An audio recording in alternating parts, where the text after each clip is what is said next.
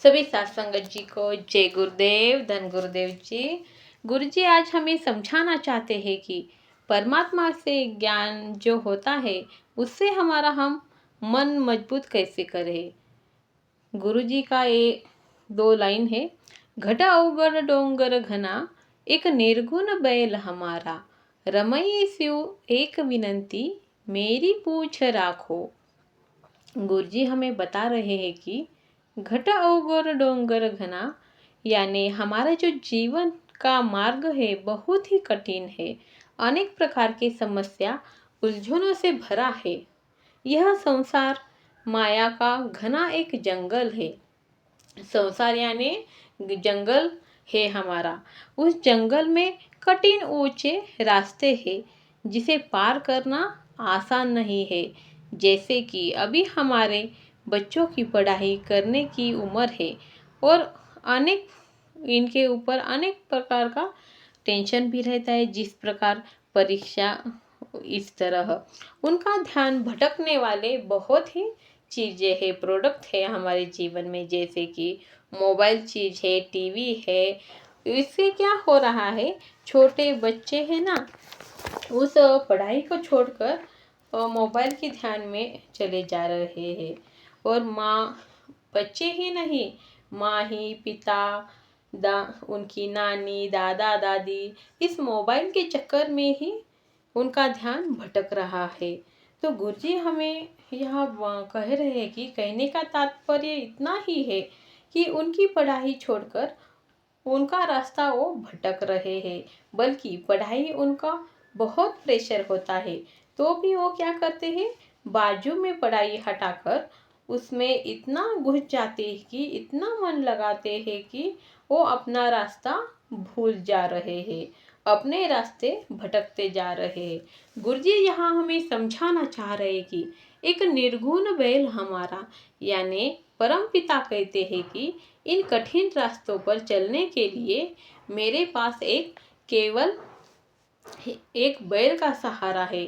परम पिता हमें समझा रहे कि परमेश्वर यह बैल के रूप में आ गया है। इस कठिन जीवन का मार्ग खींच कर ले जा सकता है। ये बोल रहे हैं कि हमें कब कठिन रास्तों से बाहर निकाल सकते हैं कि हम अपनी कामों से, हम हमारे जीवन के जो काम रहते हैं हम ईमानदारी से करें। तो इस प्रकार हमारा जो, हम किसी के बारे में बुरा नहीं सोचे, हम सत्य की राह पर चले, हम गुरु के वचनों के साथ जुड़े। क्योंकि गुरु वचन ही है कि हमारे जीवन का जो रास्ता है ना हमें दिखा सकता है। किसी के बारे में हम बुरा काम नहीं कर सकते। तो परम पिता बैल के स्वरूप में आकर हमारा जो कठिन भरा रास्ता है वो संसार रूपी वो पार करेगा। फिर आगे गुरु जी हमें कह रहे हैं कि रमई शिव एक विनंती, परम पिता मेरी आपसे बस एक ही प्रार्थना है। मेरी जो पूंजी है ना वह ज्ञान, समय हमारा व्यर्थ नहीं जाना चाहिए।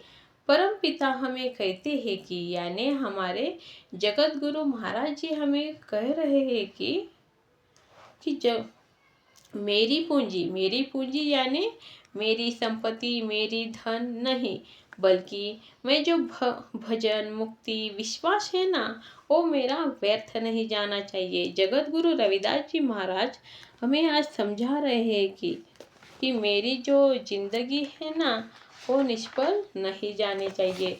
जैसे कि मेरा मन है ना नाम स्मरण करके अच्छे कामों में लग जाना चाहिए।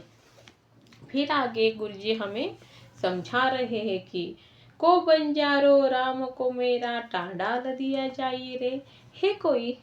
हे कोई सच्चा व्यापार करने वाला तो मेरे सामने आइए, मैं तुमसे मेरी बैलगाड़ी जोड़ दूंगा। मेरी गाड़ी में सच्चा सामान भरकर आया हूँ। वह आकर इस भक्ति और नाम की पूंजी को ले जाए और खरीद जाए। परम पिता हमें पूछ रहे हैं कि है कोई सच्चा सौदागर जो राम नाम का व्यापार करेगा।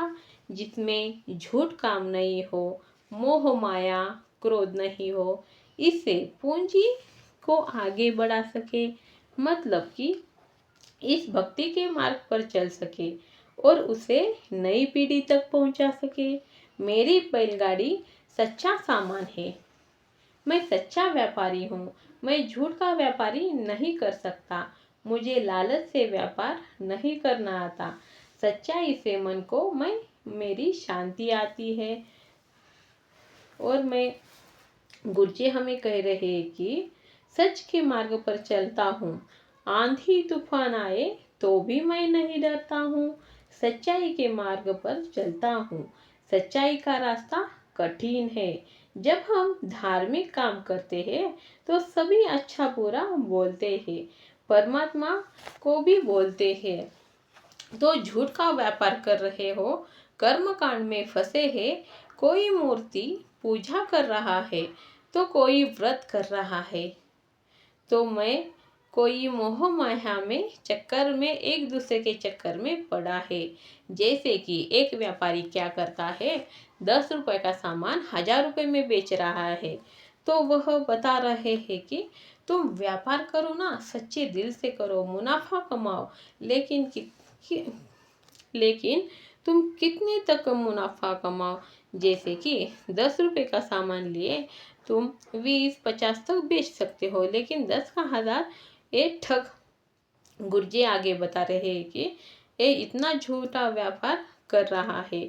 तो परमात्मा पूछ रहे हैं कि कोई सच्चा व्यापार करने वाला है, जैसे कि नाम स्मरण का सच्चा व्यापार करके आगे पीढ़ी तक पहुंचा सके।